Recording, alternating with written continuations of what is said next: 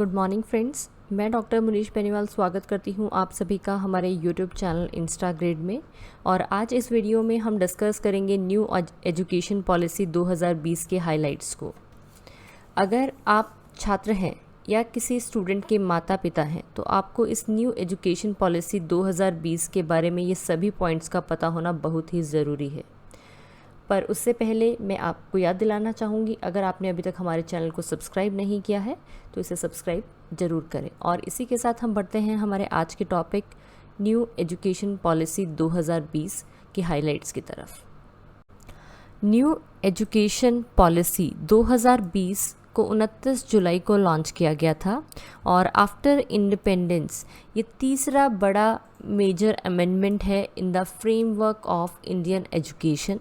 इससे पहले दो बार जो अमेंडमेंट्स हुए हैं एजुकेशन पॉलिसीज़ में, यानी पहली जो एजुकेशन पॉलिसी बनी थी आफ्टर इंडिपेंडेंस ऑफ इंडिया वो 1968 में बनी थी, और उसके बाद जो इस पॉलिसी में एजुकेशन पॉलिसीज़ में जो चेंजेस किए गए थे वो 1986 में किए गए थे। इसके बाद 1992 में भी कुछ माइनर चेंजेस किए गए थे, बट वो इतने मेजर चेंजेस नहीं थे जिन्हें अलग से हाईलाइट किया जाए। और जो न्यू एजुकेशन पॉलिसी 2020 है, इसकी अनाउंसमेंट जो है वो union minister for information and broadcasting Prakash Javadekar और human resource development minister Shri Ramesh Pokhriyal Nishank के द्वारा की गई थी। और यूनियन कैबिनेट ने अप्रूवल दे दिया है for new education policy 2020 with an aim to introduce several changes in the Indian education system from the school to college level।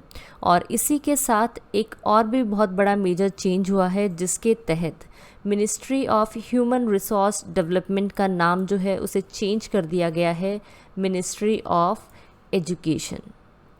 अब नेक्स्ट क्वेश्चन हमारे माइंड में आता है कि क्या रिक्वायरमेंट थी नेशनल एजुकेशन पॉलिसी में अमेंडमेंट करने की।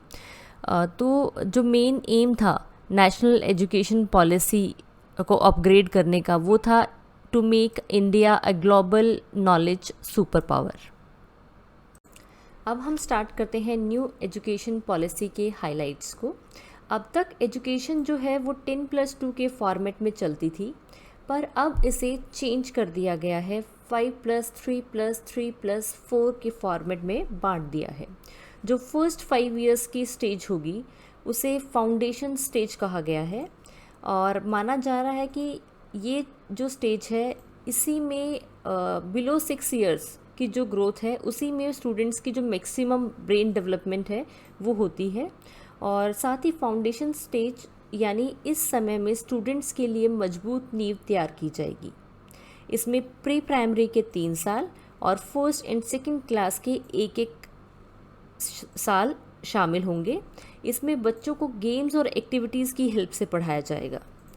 इसमें नेक्स्ट जो फेज़ रखा है दैट इज़ प्रिपरेटरी स्टेज, यानी 3rd क्लास से लेकर 5th क्लास के स्टूडेंट्स को, और उनके इस स्टेज में उन्हें उनके फ्यूचर के लिए तैयार किया जाएगा, जिसमें स्टूडेंट्स को science, maths, social science, humanities जैसे सब्जेक्ट्स में टीच किया जाएगा, जिससे कि स्टूडेंट्स या उनके टीचर्स या पेरेंट्स जो है वो उनका कैलिबर चेक कर सकते हैं कि वो कौन से सब्जेक्ट में ज़्यादा दिलचस्पी दिखाते हैं। नेक्स्ट जो स्टेज है वो है मिडल स्टेज। मिडल स्टेज में क्लास 6 से लेकर क्लास 8 तक के स्टूडेंट को रखा गया है, जिसमें एक्सपेरिमेंटल लर्निंग होगी in the science, maths, arts, social sciences and humanities में। और लास्ट स्टेज जो रखी है that is secondary stage. Secondary stage जो है ये 4 साल की होगी, जिसमें 9 से 12 तक के स्टूडेंट्स आएंगे। इसमें छात्र किसी भी पर्टिकुलर सब्जेक्ट में टीच किया जाएगा और उनका विश्लेषण क्षमता को बढ़ाया जाएगा, और साथ ही उन्हें अपना लक्ष्य निर्धारित करने के लिए प्रेरित भी किया जाएगा। बट सबसे इम्पॉर्टेंट है अब स्कूल्स में पहले जैसा स्ट्रीम सिस्टम नहीं होगा। इसका मतलब ये है कि अगर कोई स्टूडेंट आर्ट्स पहले क्या होता था, या तो आप एक आर्ट सब्जेक्ट ले सकते हैं या साइंस ले सकते हैं या कॉमर्स ले सकते हैं, बट अब ऐसा नहीं है। अगर कोई आर्ट्स का स्टूडेंट है और वो बायोलॉजी पढ़ना चाहता है तो वो आराम से पढ़ सकता है। यहाँ पे स्टूडेंट्स के पास क्या है, मल्टीपल चॉइस रखी गई हैं। बेसिकली इसमें क्या होगा, एक पूल बनाया जाएगा, अगर उस पूल के तहत जो जो सब्जेक्ट्स आपका बच्चा पढ़ना चाहता है वो सभी सब्जेक्ट्स उस पूल के अंडर आते हैं, तो आप उन सब्जेक्ट्स की पढ़ाई एक साथ कर सकते हैं। यानी अगर कोई साइंस का स्टूडेंट है और वह हिस्ट्री भी पढ़ना चाहता है और ये दोनों सब्जेक्ट्स एक ही पूल में है, तब आप इन दोनों सब्जेक्ट्स को एक साथ पढ़ सकते हैं। नेशनल एजुकेशन पॉलिसी का हमारा नेक्स्ट इम्पॉर्टेंट पॉइंट यह है कि अब 5th क्लास तक की पढ़ाई अपनी लोकल लैंग्वेज यानी अपनी मातृभाषा या राष्ट्रभाषा में ही होगी। यानी इंग्लिश अब कंपल्सरी लैंग्वेज नहीं रहेगी। फॉर एग्ज़ाम्पल, अगर आप 5th क्लास तक अपने बच्चों को गुजराती या मराठी में पढ़ाना चाहते हैं तो अब आप ऐसा कर सकते हैं और इंग्लिश आपको सिर्फ एज अ सब्जेक्ट पढ़नी पड़ेगी। नेक्स्ट हमारे पास में पॉइंट आता है 6th क्लास के बाद स्टूडेंट्स को कंप्यूटर कोडिंग भी सिखाई जाएगी। यानी अब भारत के स्टूडेंट्स भी बाकी देशों की तरह छोटी उम्र में ही सॉफ्टवेयर बनाने की पढ़ाई कर पाएंगे और 6th क्लास से ही स्टूडेंट्स को इंटर्नशिप का मौका भी मिलेगा। फॉर एग्ज़ाम्पल, अगर कोई स्टूडेंट किसी पर्टिकुलर टॉपिक में प्रैक्टिकल नॉलेज लेना चाहता है तो वो उसकी इंटर्नशिप भी कर सकता है। जैसे मानो अगर कोई स्टूडेंट है जिसका इंटरेस्ट है सॉफ्टवेयर डेवलपिंग में या किसी सॉफ्टवेयर पे वो काम करना चाहता है और उसकी प्रैक्टिकल नॉलेज लेना चाहता है, तो वो किसी भी सॉफ्टवेयर बेस्ड कंपनी में जाकर अपनी इंटर्नशिप को कर सकता है। सेम इसी तरीके से अगर किसी बच्चे की दिलचस्पी जो है वो पेंटिंग में है तो वो किसी पेंटर के पास जाके अपनी इंटर्नशिप जो है उसे कंप्लीट कर सकता है। नेक्स्ट पॉइंट जो है वो है 9th to 12th क्लास के एग्ज़ाम्स बेस्ड जो है। जो 9th और 12th क्लास के एग्ज़ाम्स हैं वो सेमेस्टर सिस्टम के आधार पर होंगे। फर्स्ट ईयर 2 सेमेस्टर यानी एक साल में 2 सेमेस्टर और हर सेमेस्टर में एक एग्ज़ाम होगा और दोनों सेमेस्टर के मार्क्स को जोड़कर आपकी फाइनल मार्कशीट तैयार की जाएगी। इसके अलावा बोर्ड एग्ज़ाम्स को इजी बनाया जाएगा, साथ ही क्रैमिंग पर नहीं अंडरस्टैंडिंग पर मेन फोकस होगा। तो दोस्तों, जैसे पहले क्या होता था कि सिर्फ ईयर में वो एक ही बार एग्ज़ाम होते थे, तो बच्चे क्या करते थे, कुछ बच्चे ऐसे होते थे जो थ्रू आउट ईयर पढ़ते थे, लेकिन कुछ बच्चे क्या करते थे पूरा साल पढ़ाई नहीं करते थे, लेकिन एग्ज़ाम्स के टाइम पे क्रैम करके अपना एग्ज़ाम्स में अच्छे मार्क्स लेके पास होते थे। लेकिन अब ऐसा नहीं होगा, स्टूडेंट्स को पूरे साल पढ़ना पड़ेगा और क्योंकि ये सेमेस्टर सिस्टम है तो इसमें साल में 2 बार एग्ज़ाम्स होंगे और स्टूडेंट्स अपनी चॉइस की लैंग्वेज में एग्ज़ाम्स दे सकते हैं। यानी जो स्टूडेंट्स इंग्लिश में एग्ज़ाम्स देना चाहते हैं वो इंग्लिश में अपीयर होंगे और जो हिंदी में देना चाहते हैं वो हिंदी में।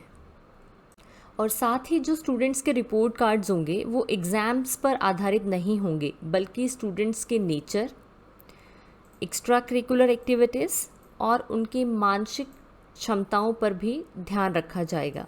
इसके अलावा रिपोर्ट कार्ड्स जो है वो 360 असेसमेंट के आधार पर तैयार किए जाएंगे। इसमें स्टूडेंट्स जो है वो अपने आप को भी मार्क्स देंगे और साथ ही उनके टीचर्स भी उन्हें मार्क्स देंगे और उनके कोर्स मेट्स भी उन्हें मार्क्स देंगे। ये जो पॉइंट्स हमने डिस्कस किए ये हमारे स्कूल एजुकेशन के लिए थे, यानी अप टू 12th क्लास। अब हम आगे पॉइंट्स डिस्कस करते हैं कॉलेजेस यानी हायर एजुकेशन में क्या क्या चेंजेस आए हैं उनके बारे में। कॉलेज एडमिशन में कॉमन एप्टीट्यूड टेस्ट होगा। इसका मतलब यह है कि अगर आप 12th क्लास में आपके अच्छे मार्क्स नहीं आए हैं कि आपको कट ऑफ परसेंट के बेसिस पर सीधे किसी कॉलेज में एडमिशन मिल जाए, तो आप कॉमन एप्टीट्यूड टेस्ट भी दे सकते हैं और फिर कॉमन एप्टीट्यूड टेस्ट के मार्क्स को आपके 12th क्लास के मार्क्स में जोड़ दिया जाएगा और फिर उसके आधार पर आप अपनी चॉइस की कॉलेज में एडमिशन ले सकते हैं। और साथ ही आपकी जो ग्रेजुएशन की एजुकेशन है यानी ग्रेजुएशन की जो पढ़ाई है उसको 3 इयर्स और 4 इयर्स के कोर्स ड्यूरेशन में बांट दिया जाएगा। पहले क्या होता था, अगर आप कॉलेज की पढ़ाई बीच में छोड़ देते थे यानी 2nd ईयर या 3rd ईयर में किसी रीज़न से आप ड्रॉप कर देते थे तो आपको कोई ग्रेजुएशन का सर्टिफिकेट या डिग्री नहीं मिलती थी। पर अभी न्यू एजुकेशन पॉलिसी में अगर आपने 1 साल के बाद अपनी पढ़ाई छोड़ी है तो आपको सर्टिफिकेट मिलेगा। और ये एक आपका सर्टिफिकेट कोर्स माना जाएगा। इसी तरह अगर आप 2 साल के बाद यानी फर्स्ट ईयर और सेकेंड ईयर कंप्लीट करने के बाद अपनी पढ़ाई छोड़ देते हैं तो आपको डिप्लोमा दिया जाएगा। और अगर आप थर्ड ईयर यानी first 3 years, first year second year third year तक की अपनी पढ़ाई पूरी कर लेते हैं तो आपको बैचलर्स डिग्री दी जाएगी। और इसी तरह अगर आप अपना फोर्थ ईयर की डिग्री भी करते हैं तो आपको आपकी डिग्री के साथ में एक रिसर्च सर्टिफिकेट भी दिया जाएगा। और इस रिसर्च सर्टिफिकेट से उन स्टूडेंट्स को बहुत फ़ायदा होगा जिन्होंने किसी प्रोजेक्ट पर काम किया होगा। 4 साल की इस कोर्स में स्कूल की तरह कॉलेज के स्टूडेंट्स भी अलग अलग सब्जेक्ट्स की पढ़ाई एक साथ कर पाएंगे। और इस एजुकेशन को multi entry and multi exit point education का नाम दिया गया है।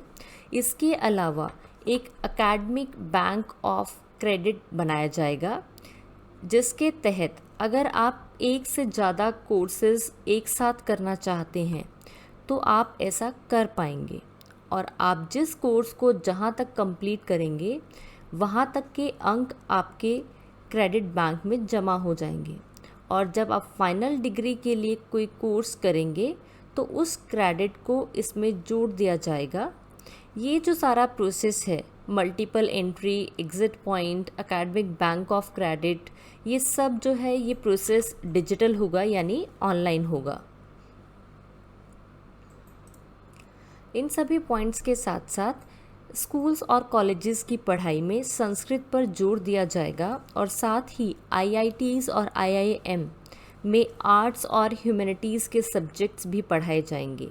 इसके साथ साइंस के जो स्टूडेंट्स हैं वो ह्यूमैनिटीज़ के सब्जेक्ट्स की नॉलेज के साथ साथ दूसरे क्षेत्रों में अपने स्किल्स को बेहतर कर पाएंगे। सबसे ज़्यादा इम्पॉर्टेंट जो है वो है स्कूल और कॉलेज की फ़ीस, जिसके लिए हम सबसे ज़्यादा चिंतित रहते हैं। अब न्यू एजुकेशन पॉलिसी के तहत नए नियम आधारित किए जाएंगे जिसमें जो फ़ीस है वो एक पर्टिकुलर रेंज में होगी। कोई भी स्कूल या कॉलेज उस पॉलिसी में मेंशन फ़ीस से ज़्यादा फ़ीस नहीं ले पाएगा।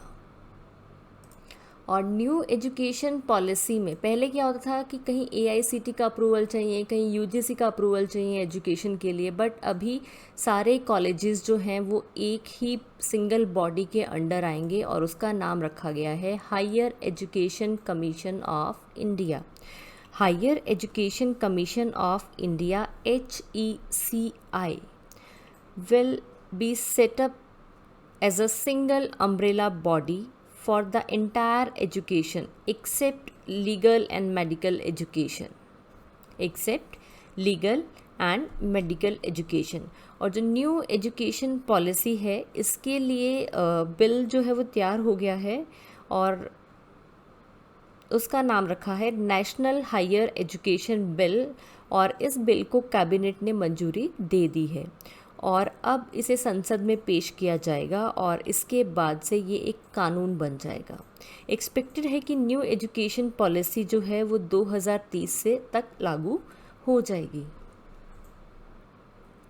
मेरी वीडियो को ध्यान से सुनने के लिए धन्यवाद दोस्तों। आशा करती हूँ आपके और आपके बच्चों के लिए मैंने जो नेशनल एजुकेशन पॉलिसी के पॉइंट्स डिस्कस किए ये काफ़ी हद तक हेल्पफुल रहेंगे। और अगर आपको नेशनल एजुकेशन पॉलिसी का डिटेल PDF चाहिए तो उसे आप डिस्क्रिप्शन बॉक्स से डाउनलोड कर सकते हैं। Thank you.